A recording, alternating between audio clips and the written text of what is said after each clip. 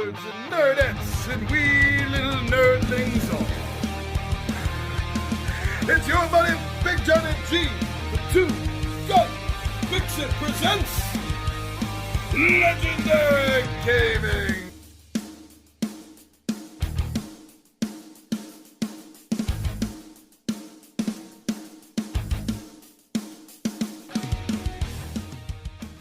Here we are, the Tabletop Takeout Tuesday episode. Thank you all so much for spending a little bit of your time here with me at Two Gun Pixie. So I want to tell you about a game that has gotten me a little bit excited because it's different. It's a departure, yet there are so many aspects of this that are really familiar. It's both easy and a little muddled, I'll admit that. But whenever anything goes down, you always want to know who's going to be there for you. What's going to happen in your hour of need. And this game covers that pretty damn well. So if you enjoy superhero games that depart from the normal, well-known IPs and franchises, then why don't you join me down the table, and I'll tell you what it is exactly that I enjoy about Hour of Need.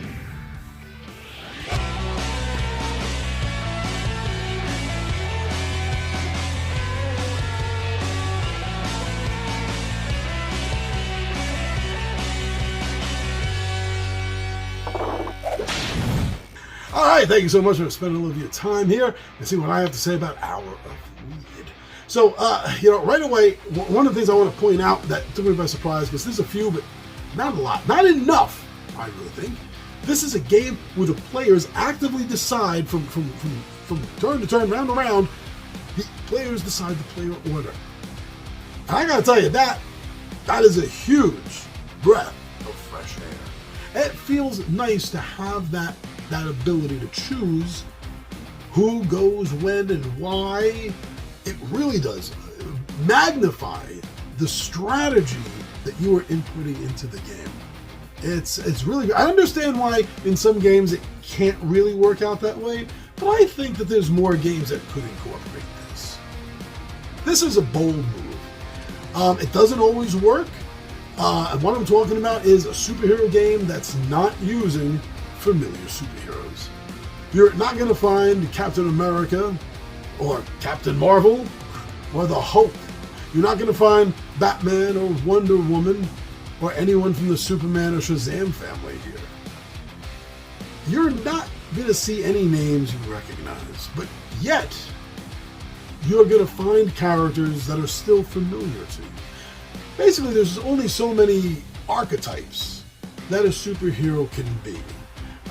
And because of that, we do find familiarity from all types of superheroes in well-known companies, as well as something like this that creates their own IP franchise of super-powered individuals. So this is a really bold move.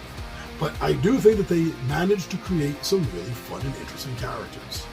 And ultimately, that's what a real comic book is about. It's not about the superpowers. It's about the individual who has them or doesn't have them. All right, I may have missed my mark here. I should have led in with this, I think, in hindsight now.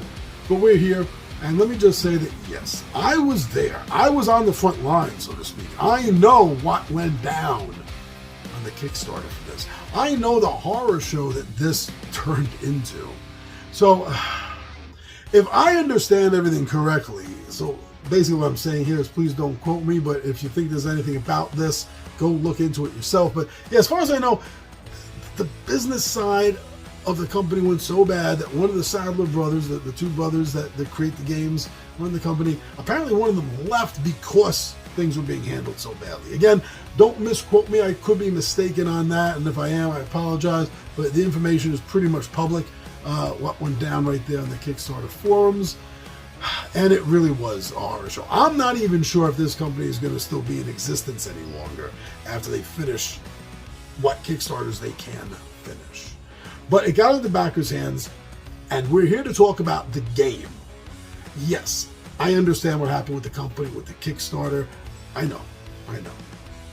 That's not the point right now for this. This is just talking about the game. Now, talking about the game, it is really familiar to me. I didn't quite get all of this when I backed it on Kickstarter. I saw something huge, like 8 boxes worth of games, all expansions all at once, and at the time I had the expendable cash for it. So I decided to go big. Everything else I looked at quickly on the site looked good. They had a bunch of successful Kickstarters behind them, which I didn't get too deep into. If I had seen all the trouble, I'd really delved deep down that rabbit hole. I might not have backed the game. But I'm glad I did back it. So, with all that put aside, I found things so familiar with it that, again, as I was saying, I didn't quite get the nuances of when I backed it because everything else glossed over so nice. But this is really familiar. I kind of know this game. Now, that means that the rules of this game are both kind of simple and kind of complicated, depending on where you're coming from into this game. So what I like about this, rule-wise, is that there's so many things that I found familiar. Like they have a system similar in Marvel Champions, dealing with either attacking the villain, or solving problems that the villain has been doing. And we see this is a similar setup to part of the principle of exactly how Marvel Champions, the card game, works. So that was really familiar to me. I enjoyed that. The modular deck system that this game runs on, I really liked because it's so very similar to Sentinels of Earth Prime. And that is one of the best superhero card games out there in the market, I think. Yes, I do prefer Marvel Champions. That's more because of the IP, I think. But so before you ask the question, there's the answer. But both of them are great games, and both of them, there's so many similarities with those games in this game that because of that, I came into this unexpectedly understanding the rules a little bit more than I thought I was going into it. And I did find that a bonus, as I said, because if I had not played other superhero games at that time, such as Sentinels or Marvel, there'd be a little bit more of a confusion factor, I think, going in. So depends on where you're coming from. You may find the rules familiar and a little bit easy if you know other superhero games. If you don't, this might look a little complicated. It gives the feel of being this sort of combination or gestalt creation, taking some of the best bits between other superhero board games already in existence on the market and kind of putting them together to make this. And because of that, I enjoy it because I know so many of the other superhero games. So that is a big bonus, a big bullet point, like a cannonball point for me concerning this game. And just like Sentinels of Earth Prime, the fact that it's using hard decks, I really do love that. I love that. Whenever a game like that, like Sentinels, like Marvel, uses a system of hard decks where I'm not chasing down cards as in a collectible card game. I don't mind buying cards in a sort of, as FFG calls it, a living card game system, because every new deck of cards I buy is the same. I'm not looking for rare, ultra rare crap. I like that. I like that on my wallet. That's the main reason why I stopped buying and collecting collectible card games. But that's not it. And I don't mind. I like games that have hard decks, or at least hard decks that you can even change up if you want to, which is a great aspect in a game as well. As long as you're not hunting down cards and thinning out your wallet doing it. And this won't make you do that. Component-wise, it's really fun. The miniatures aren't 100% the best, greatest miniatures I've ever seen, but they're good. They're damn good. And I really feel that they do have enough detail on them that if I was a miniature painter, that would really be able to bring these to life. So that's good. And their poses are different enough so they're easy to tell on the board. And the boards themselves, this is multiple boards, especially if you're dealing with any of the expansions, the boards are really beautiful representations of comic books, the pages, panels.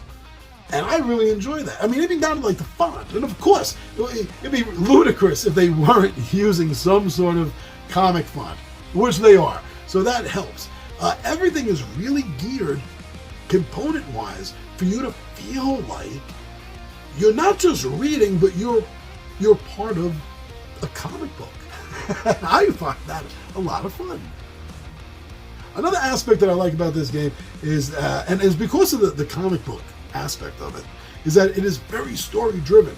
You feel like you are part of an ongoing story more than you feel like you're just playing cards to have a good time. It does immerse you into the game because of the story aspect of it.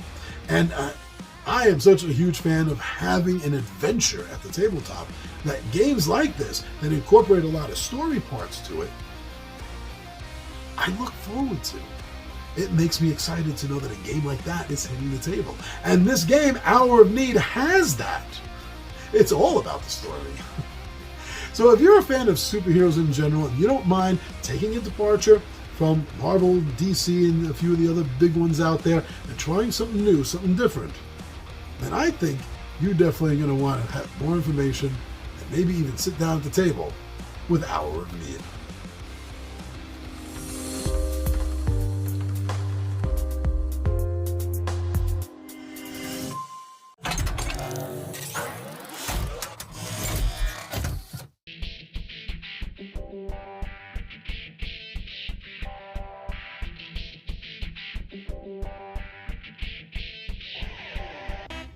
Thank you so much for spending your time here and wanting to hear what I think about Hero of